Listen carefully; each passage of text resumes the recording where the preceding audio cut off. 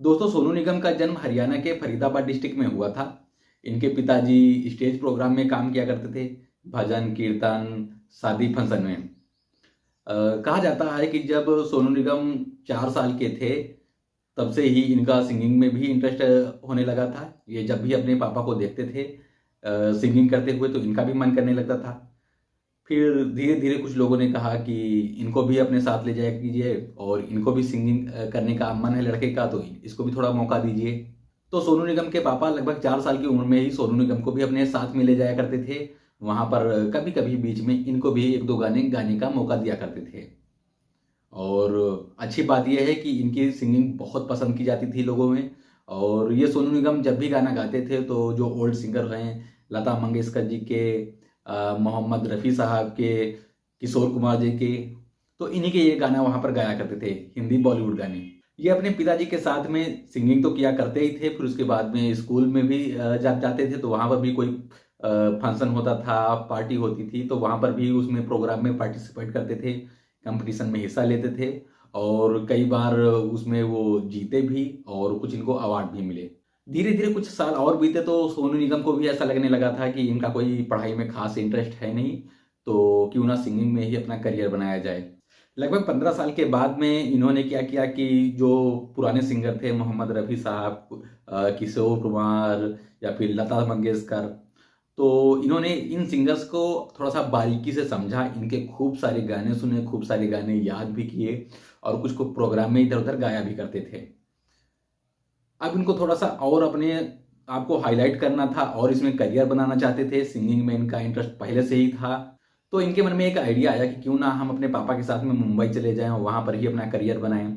तो इनके लोकल में ही एक ताहिर खान जी हैं, तो उनसे इन्होंने लगभग 6 महीने की शिक्षा ली संगीत के बारे में। फिर उसके बाद में ये मुंबई चले आए और यहीं पर अपना करियर बनाने के लिए अपने पापा के साथ में। अब इनके पापा पहले से ही प्रोग्राम में काम किया करते थे, तो उसके सहारे ये वहाँ पर भी रहते थे, अपना सर्वाइव करते थे।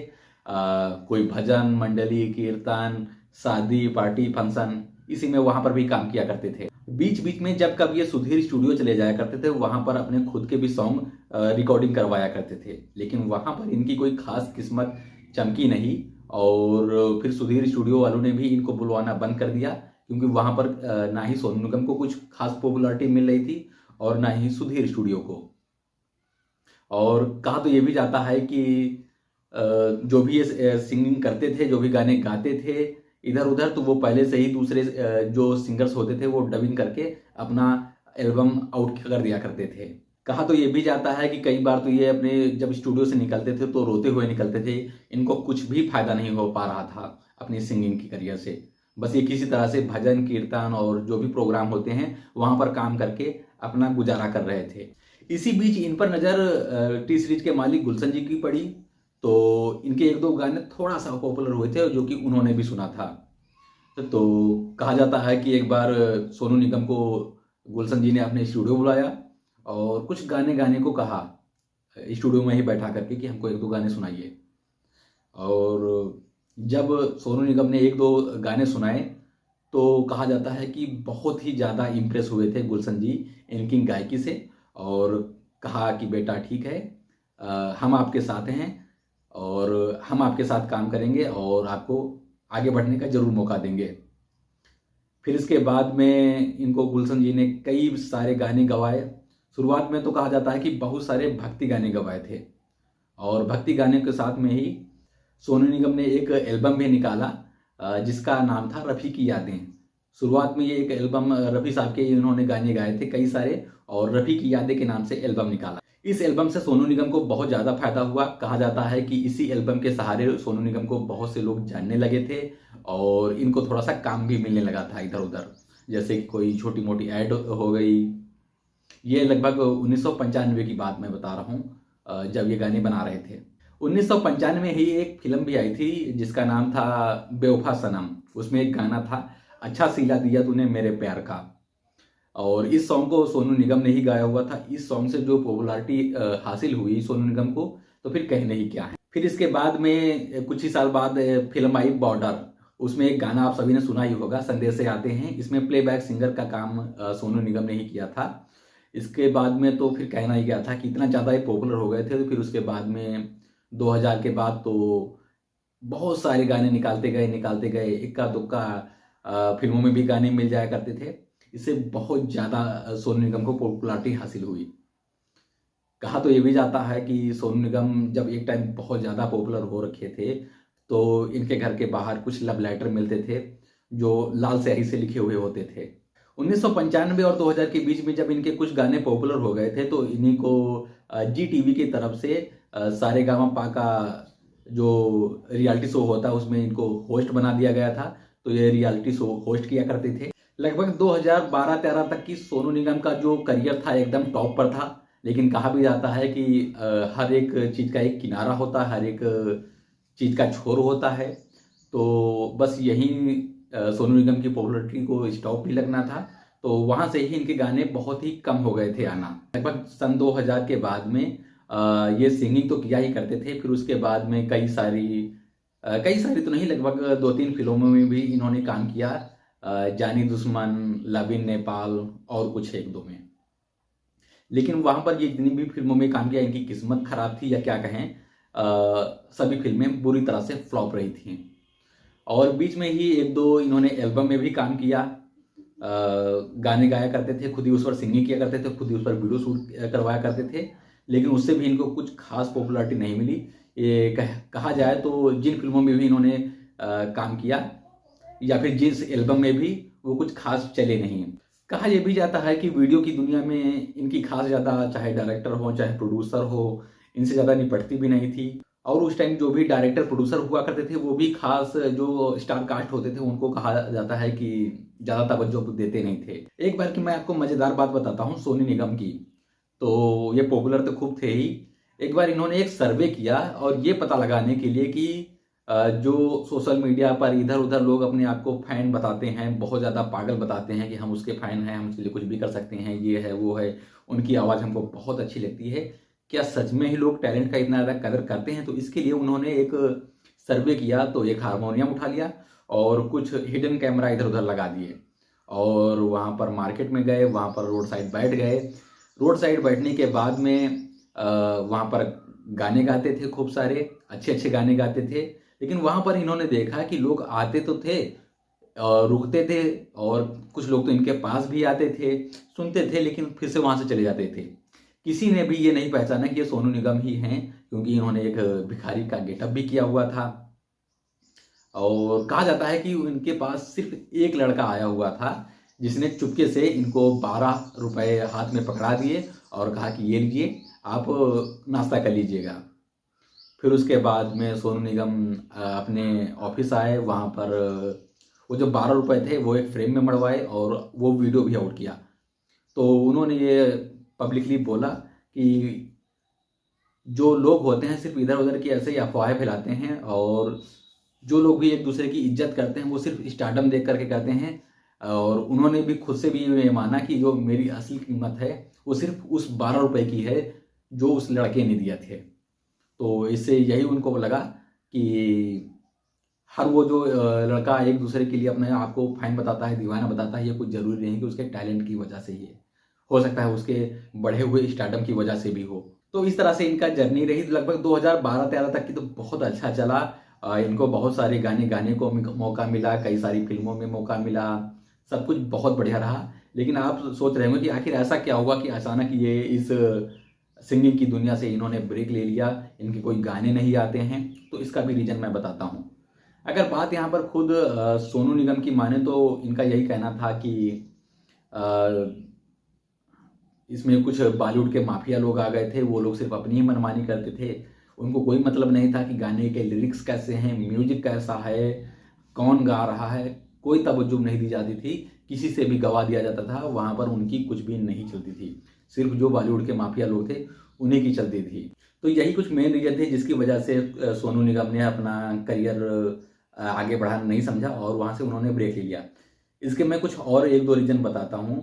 एक बार ऐसे ही कहा जाता है कि सोनू निगम ने कोई एक गाना गाया था किसी मूवी के लिए, लेकिन उसके बाद में जब वो गाना रिलीज किया गया तो वो पता लगा कि वो सोनू निगम नहीं बल्कि सलमान खान, दोबारा से सलमान खान से रिकॉर्डिंग करवाया गया था, सलमान खान की आवाज़ में। और किसी वजह से गुस्सा नाराजगी हुई होगी या जो भी है, तो सोनू निगम की आवाज़ ना डाल करके सलमान खान की आवाज़ में वो गाना रिलीज किया गया था। इस पर भी सोनू निगम बहुत ज़्यादा भड़के थे। तो सोनू निगम का तो यही कहना था कि बॉलीवुड में माफिया लोग आ चुके हैं, इसकी वजह से इनको काम नहीं मिल रहा है। और फिर उसके बाद में इन्होंने कुछ एक दो लोगों को एक्सपोज भी किया। मैं आपको बताता हूँ वो कैसे हुआ था। एक दो बार तो इन्होंने गुलशन जी की बहू जो हैं उस पर भी आरोप लगाया कि ये ऐसे करती हैं, वो ऐसे करती हैं, ऐसी मनमानी करती हैं, वैसी मनमानी करती हैं। और इन्होंने रियलिटी शो में जो होस्ट कर रहे थे वो भी छोड़ दिया था। इनका कहना था जो हर एक कंटेस्टेंट जो होता है जब वो रियलिटी शो में गाना गा रहा होता है तो ये कोई ज़रूरी नहीं कि वो उसकी खुद की ही आवाज़ हो। कई बार तो वो रिकॉर्डेड पहले से ही आवाज़ होती है। जो कंटेस्टेंट होते हैं सिर्फ माइक लगा करके सिर्फ लिपसिंग कर रहे होते हैं, एक्टिंग कर रहे होते हैं, बल्कि वो एक रिकॉर्डेड सॉन्ग होता है। तो इस तरह से रियलिटी शो पर भी इन्होंने आरोप लगाए और बॉलीवुड पर तो जो लगाए ही लगाए। तो इसमें मैं भी अपनी दो बातें रखना चाहता हूँ कि आखिर क्या हुआ कि इनके करियर में इतना उतार चढ़ाव आ गया और आखिर प्रॉब्लम कहाँ पर शुरू हुई। अगर ओवरऑल बात किया जाए तो मेरी नज़र में यहाँ पर सोनू निगम 50% सही हैं और 50% गलत हैं। सही कैसे हैं तो ये भी मैं बता दूं। इन्होंने सबसे पहला आरोप लगाया बॉलीवुड के माफियाओं पर। तो ये बात मैं इस पर पूरी 100% एग्री करता हूं कि ये कोई पहले पर्सन ऐसे नहीं है जो बॉलीवुड पर ऐसे आरोप लगाए हुए हैं। इसके पहले भी बॉलीवुड पर जो सौतेलापना एक दूसरे के लिए दिखाया जाता है इसके बारे में बात होती रहती हैं, चर्चाएं होती रहती हैं और ये कभी बंद नहीं होती हैं। तो ये बात तो मैं 100% एग्री करता हूँ कि बॉलीवुड में भी इनको सौतेलापना देखने को मिला होगा।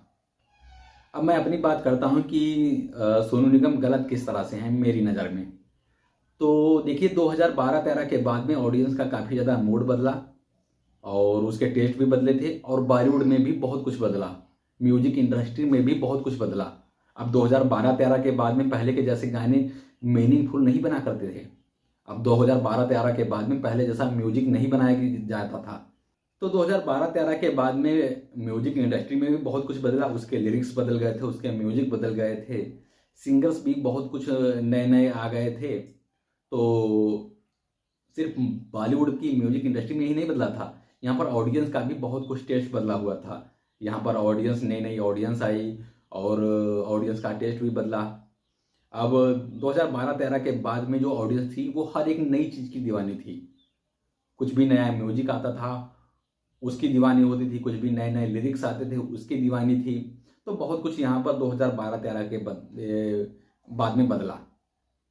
लेकिन यहाँ पर जो सोनू निगम की मानसिकता थी वो 90s की थी। वो अभी 90s वाले म्यूजिक पर ही काम करना चाहते थे, 90s जैसे सॉन्ग पर काम करना चाहते थे और 90s जैसा ही प्रोजेक्ट वो ढूंढा करते थे। ये मैं इसलिए बता रहा हूँ और क्योंकि 2015 के आसपास इनको एक दो प्रोजेक्ट आए भी थे। कहा जाता है कि एक बार म्यूजिक इंडस्ट्री के AR रहमान भी आए थे सोनू निगम के पास में एक सॉन्ग का प्रोजेक्ट लेकर के। उसमें ये सोनू निगम से गाना गवाना चाहते थे लेकिन सोनू निगम ने उसे चीप सॉन्ग बोल करके रिजेक्ट कर दिया था। ये कहते थे कि हम इस गाने पर, घटिया गाने पर काम नहीं करेंगे। और वहाँ पर AR रहमान को भी सोनू निगम समझाने लगते थे कि तुम भी सब गानों में काम ना करो, ये गाने खराब हैं, तुम भी इस इंडस्ट्री में ना पढ़ो, इन सब लफड़ों में ना पढ़ो, ये काम ना करो, वो काम ना करो। तो उससे AR रहमान भी गुस्सा हुए थे और बॉलीवुड के जो कुछ लोग थे तो वो गुस्सा हुए ही थे। एक बार की बात है हिमेश रेशमिया भी आए थे एक सॉन्ग का प्रोजेक्ट लेकर के।